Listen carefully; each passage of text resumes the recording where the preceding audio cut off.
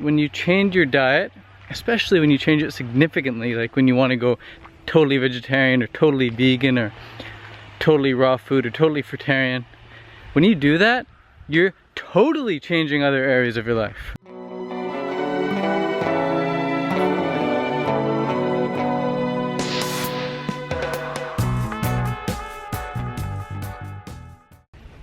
Hey guys, any change is a total change. You can't affect one area of your life without affecting the others. And you can't affect someone's day without affecting someone else's day. Everything affects everything, everyone affects everyone. One of the big things about changing your diet, which everybody seems to be doing these days, everybody seems to be making little tweaks with their diet. Everyone you talk to, either saying that they're going to go on a diet, or that they want to try gluten-free, or they want to just have salads for dinner, or they're going to start having smoothies in the morning. And everyone has these little tweaks that they're making to their diet these days. It's very trendy. But when you do that, you know, you change other areas of your life as well. And when those other areas start to change, then some people get uncomfortable, and then they go back and they stop having the salads, they stop having the smoothies, they go back to eating grains and gluten, they go back to eating the dairy and the milk, because they don't want those other areas to be affected. But you must understand that when you change your diet, especially when you change it significantly, like when you want to go totally vegetarian or totally vegan or totally raw food or totally fruitarian, when you do that, you're totally changing other areas of your life. You're totally changing other areas of your life. And this is why I don't subscribe to the idea that you should go 100% raw overnight. As much as I promote fruitarianism, as much as I promote being raw vegan, I think it's smarter and more sustainable if you take it one day at a time, bit by bit, gradually transition. Quick story on how I transitioned to vegetarianism, and quick story on how I transitioned to veganism. I would say, okay, I'm going to no longer eat red meat. I could grasp that. I could say, yep, okay, no red meat, no problem. Then I went to a barbecue and my aunt and uncle's house, and they were like, oh, no red meat, no problem. And I was like, okay, cool. Then they gave me some chicken, and I was like, oh, okay, well, I didn't say no chicken, so I'll have some chicken. But at that moment, I was eating the chicken, I learned, I was like, no, I don't want the chicken anymore. I'll finish this chicken, but no more after this. And then I went out with some friends, and they're like, so you don't eat meat or chicken? And I was like, no. So then we got some fish, and as I was eating the fish, I was like, no, I don't want to have fish anymore, but I'll finish this meal. And then one thing led to another, and I was like, okay, no dairy. No, I was like, no more cheese, but I'll still have some milk, because milk's like, you know, it's in liquid form, it's not that bad. I'll have lower fat milk, whatever. But started drinking the milk, and it's just like, no, I'm gonna cut out all dairy completely. And then I would have some chocolate, and the chocolate would have some dairy in it. And I had this big chocolate bar. I'm like, oh, I'll just finish the chocolate bar anyway. I won't have this chocolate bar ever again, because now I know it has dairy in it, but for now I'll just finish it. I'd go out for dinner, and at a restaurant I'd order something, and I didn't know that it had dairy in it, and it really affected me negatively at this point, because dairy is a tolerance thing. When you stop consuming it for a long period of time, or even a short period of time, your tolerance goes down, so you really can't tolerate it. So I'd go for dinner, I'd have some food out there, and I guess I wouldn't tell the chef or whoever was making the food, saying no dairy. So I eat it, I feel like absolute crap, and I was like, okay, no more going out to restaurants unless I specify no dairy. And do you see the trend here? I kept making little bits of progress at a time. And then I would find out something like gelatin isn't vegan. But I'd get some Skittles or some candy, and eat the candy, and it would have some gelatin in it. I'd be like, oh, well, I just won't have it again. I didn't know, I won't have it again, but I'll finish this package. And I wasn't so hard on myself at all. I was never hard on myself until I tried to go, okay, now's the day I'm going to go 100% raw. And that's when I started getting hard on myself. That's when I started to say, oh man, you screwed up, you failed, you messed up. Because I'd go back and have some cooked food when I really didn't want to have any cooked food. But until that time, there was no messing up. It was just a gradual learning experience. I was very kind with myself. And then only once I said, okay, now I'm gonna go 100% raw, that's when things started to get tough. But I guess up until that point, I'd made enough gradual steps so that I was at the point where I was confident enough that I could do 100% raw. I think eventually, only once you've cut out like hundreds and hundreds of other food pieces that people still eat these days, once you cut out all those things, then maybe try and make the jump to raw food. But still, even at that point, looking back, best thing to do, take it day by day. Take it day by day. For the first 6 months, the first year of being raw, I had maybe 20 slip-ups, like hardcore slip-ups. Like, I say 20 slip-ups, but they affected me for like 150 days type thing. Like one slip-up would affect me for 3 or 4 days because I'd slip up and then for the next couple of days I'd just be binging on cashews or something, you know? Just nasty stuff. But just want to let you guys know that it's better to transition rather than saying, I'm gonna go 100% raw right now. Because every single food is a different drug. Cooked broccoli affects you differently than rice. Cooked yams affect you slightly differently than cooked sweet potatoes. Cooked potatoes affect you much differently than beans, for example. Like, every cooked food is a different drug. And so if you try and get off cigarettes, marijuana, and coffee, and booze at the same time, oh man.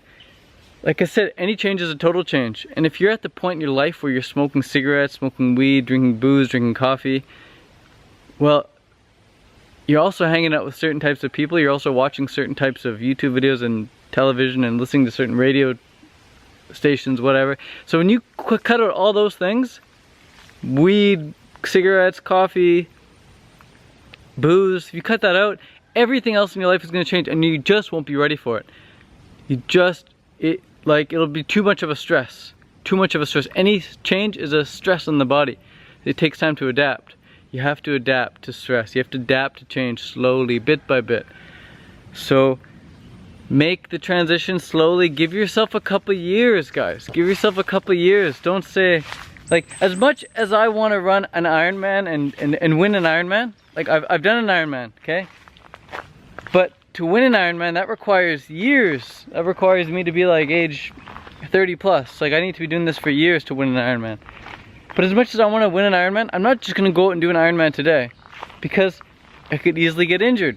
I would stress myself out to the point where, you know, I could easily get an injury, shoulder injury or knee injury or whatever. I wouldn't be well adapted to that type of training load and that type of racing. So what am I doing? I'm training the short course triathlons first, getting good at that. Then I move up the distance. Almost every professional Ironman distance triathlete has started out with the short course races. And it's like almost every single raw vegan fruitarian started out vegetarian, then vegan, then raw vegan, and then fruitarian. It is possible to just go overnight, just go boom, I'm gonna go raw vegan, but it's a massive stress and the people who actually do it successfully are few and far between. It's a much more enjoyable process to just cut things out one at a time, much more natural process. Anytime you change your dog's food, it says like right on the bag, the dog food bag, it's like, don't change the dog food overnight. Like, slowly mix in a quarter for the first week, mix in half and half for the next week, mix in 3/4 for the third week, and then finally after a month, the dog can start eating the new food again. Or not again, but they can start eating this new food. Because if you all of a sudden change a dog's diet, you say, hey, I'm raw vegan now, I'm gonna feed my dog raw vegan, and your dog's been eating regular dog food for, 4 or 5 years, it could get really sick. The dog could get really sick. You go through some major detox, and that's what happens with humans as well. So give yourself time, don't be in a rush, and know what you want long term, and just slowly progress towards that. Biggest tip to get started: smoothie in the morning, breakfast raw. Doesn't even need to be a smoothie, just have fruit for breakfast. Smoothie's just really easy, grab it and go out the door. And then just have raw food throughout the day. But once a week, maybe go 100% raw. Once a week, go 100% raw. Especially if you've been doing this If you've been transitioning for a while, you can do one day a week, 100% raw. And that's a good day to learn about yourself, good day to learn about your mind and how you crave certain foods when you're going that full day 100% raw. And after a while, doing 1 day a week will be easy, so go 2 days, then 3 days, then 4 days. But just learn from every time you slip up, learn from it. It's all a learning experience. That's why you're here on earth, man. You're not here for any other reason but to learn. That's why you're watching this video, just to learn.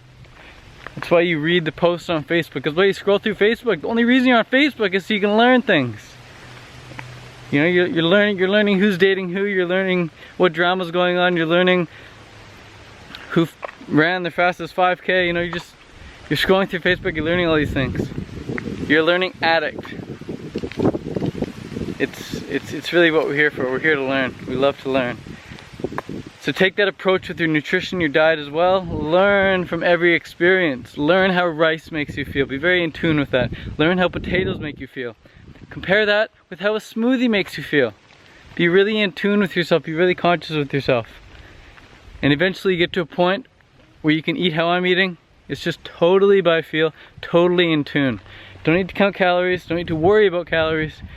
Don't need to think, what should I eat today? What am I gonna eat? You just totally go by feel. You're totally in tune. You let your stomach decide. Oh, vegan muscle. You let your stomach decide what you want to eat, rather than your mind. The mind says, I'm gonna have this because it's high in vitamin C and I need vitamin C. Or the mind thinks, I'm gonna eat this because it's probably a good source of iron and I need iron.